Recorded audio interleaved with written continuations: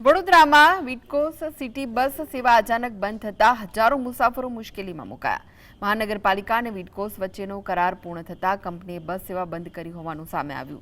વર્ષ 2008થી શરૂ થયેલી આ સેવા બંધ થતા રોજિંદા નોકરિયાતો, વિદ્યાર્થીઓ અને સામાન્ય મુસાફરોને ભારે હાલાકીનો સામનો કરવો પડ્યો। અનેક રૂટ પર જાહેર પરિવહન ખોરવાઈ ગયું। બસ સ્ટોપ પર લાંબી રાહ જોવી પડી રહી છે। ઓટો અને ખાનગી વાહનો પર નિર્ભરતા વધતા મુસાફરીનો ખર્ચ પણ વધી ગયો। નાગરિકોએ તાત્કાલિક બસ સેવા પુનઃ શરૂ કરવાની માંગ કરી છે। મારી પાસે કોઈ માહિતી નથી, પણ અમારે કાલે એક્સટેન્શન લેટર નહોતો આવ્યો એટલે અમારું મુદત પૂરી થઈ હતી એટલે હું સિટી બસ ચલાવી શકું નહીં, એટલે આજે સિટી બસ સર્વિસ બંધ રાખી હતી। મીડિયાના માધ્યમથી અત્યારે એવું માલુમ પડ્યું છે કે ભાઈ તમને વધુ 3 મહિનાનું એક્સટેન્શન આપ્યું છે, એટલે લેટર મળે બધો અમારો સ્ટાફ હજી ઘરે બોલાવશે પછી સિટી બસ ચાલુ થવાની શક્યતા છે। પબ્લિકને બી હાલાકીનો સામનો કરવો પડ્યો હતો। બરોડાની પબ્લિકને જે હાલાકી પડી એ બદલ અમે દિલગીર છીએ, પણ અમે પણ મજબૂર હતા કે જ્યાં સુધી અમારી પાસે કોઈ એક્સટેન્શન લેટર ન આવે ત્યાં સુધી ચલાવી ન શકીએ, કેમ બરોડાની પબ્લિકે અમને બહુ પ્રેમ આપ્યો છે।